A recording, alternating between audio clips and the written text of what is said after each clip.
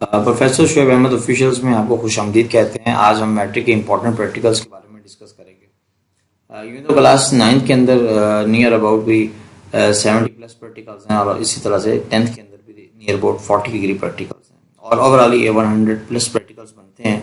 आया कि स्टूडेंट्स कौन से प्रैक्टिकल्स कर ले जो कि इम्पोर्टेंट हैं, जो कि उसके बोर्ड का हिस्सा बन सकते हैं और वो इजीली मार्क्स गेन कर सकता है। व्यूअर्स, इस चीज़ को ज़रूर माइंड में रखिएगा कि आपका जो कंप्यूटर का प्रैक्टिकल का जो पेपर है ये सबसे ज़्यादा मार्क्स का है।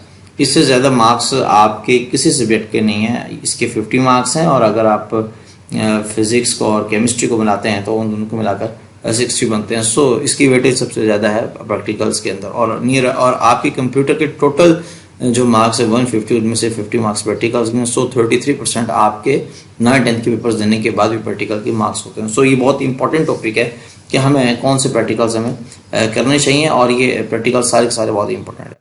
अच्छा व्यूअर्स, मैं यहाँ पर फ्लो चार्ट और प्रोग्राम्स दोनों के जो प्रैक्टिकल्स हैं या दोनों से रेलिवेंट जो क्वेश्चंस हैं वो तकरीबन सेम ही है।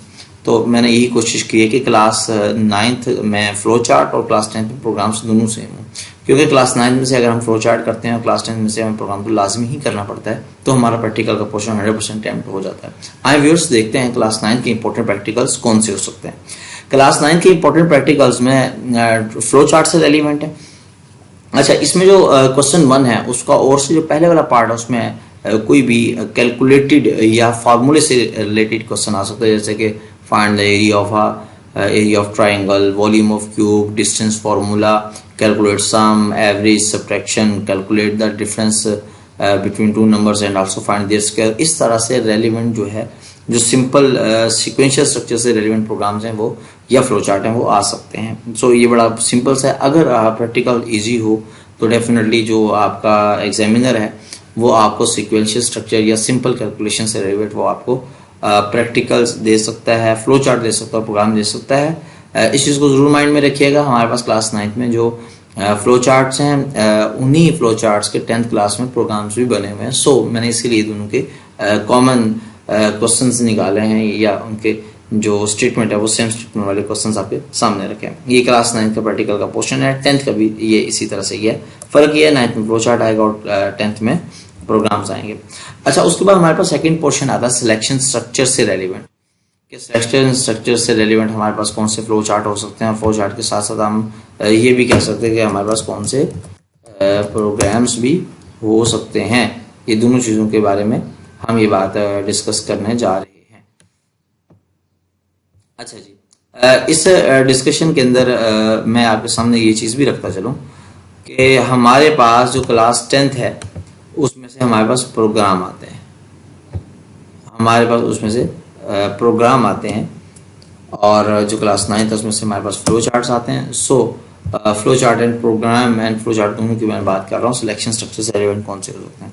अच्छा, इसमें ना ऐसे स्टेटमेंट या ऐसे क्वेश्चंस हो सकते हैं जिनका ताल्लुक जैसे find even odd number, find enter number is positive और नॉट, इससे रिलेवेंट क्वेश्चंस हो सकते हैं जो यस और नो में, जिनका आंसर या ट्रू में या फॉल्स में, इससे रिलेवेंट ये क्वेश्चंस हो सकते हैं। अच्छा, उसके बाद कंपेयर 3 नंबर्स, ये बहुत इंपॉर्टेंट प्रैक्टिकल्स है, फ्लो चार्ट भी है कि 3 नंबर्स है उनको आपने कंपेयर करना है और उनमें से कौन सा नंबर जो है वो ग्रेटर है, ये आ सकता है। इसके अलावा ये भी आ सकता है कि आप 3 नंबर्स को कंपेयर करना है और उनमें से 2 ग्रेटर्स को बता देना है। इसके अलावा ये आ सकता है कि आपने 3 नंबर्स को कंपेयर करना है और उसमें जो सबसे स्मॉलर नंबर है आप में से प्रिंट करवा देना। मैं इसे भी यहाँ लिख देता हूँ, which one is lesser. So viewers, ये प्रैक्टिकल्स आ सकते हैं। उसके बाद हमारे पास लास्ट जो पोर्शन है वो रूप से रेलिवेंट प्रैक्टिकल्स हैं या फ्लो चार्ट हैं या प्रोग्राम है। अच्छा, जो लूप से रेलिवेंट है ना उसमें ये हो सकता है कि स्पेसिफिक कंडीशन दी सकती है व्हाइल लूप को यूज करते हुए और नंबर को प्रिंट करवाया जा सकता है। अच्छा, इसके अलावा बहुत यूजुअल से प्रोग्राम्स होते हैं या एक नॉर्मल रूटीन में प्रोग्राम किस तरह से आते हैं, जैसे कि प्रिंट फर्स्ट 10 नंबर्स, यानी कि 1 2 3 4 5 6 7 8 9 10, इस तरह से नंबर प्रिंट करना। Print first 20 even numbers, first 20 even numbers आपने फाइंड ही करना है, जैसे 2 4 6 8 ये इवन नंबर्स हैं, इससे रेलिवेंट आ सकते हैं। अच्छा, उसके बाद हमारे पास जो लूप वाला पोर्शन है ना, लूप वाला जो पोर्शन है उस पोर्शन के अंदर हमारे पास टेबल प्रिंट हो सकता है किसी स्पेसिफिक वैल्यू को स्पेसिफिक टाइम तक प्रिंट करवाया जा सकता है, पिक्टोरियल प्रिंट करवाया जा सकता है, एक स्पेसिफिक सीरीज को प्रिंट करवाया जा सकता है। सो जिसमें स्टेटमेंट्स की रेपिटेशन हो सकती है उसमें ये ज़रूरी है लूप का होना। और व्यूअर्स इस चीज़ को याद रखिएगा कि अगर आप एग्जामिनर बहुत अच्छा डिज़ाइन करने जा रहा है पेपर, तो वो आपका लूप में से या तो वो फ्लो चार्ट देगा या फिर वो आपका प्रोग्राम देगा। प्रोग्राम तो लाजमी ही लगता है क्योंकि ये बहुत ही इंपॉर्टेंट टॉपिक है।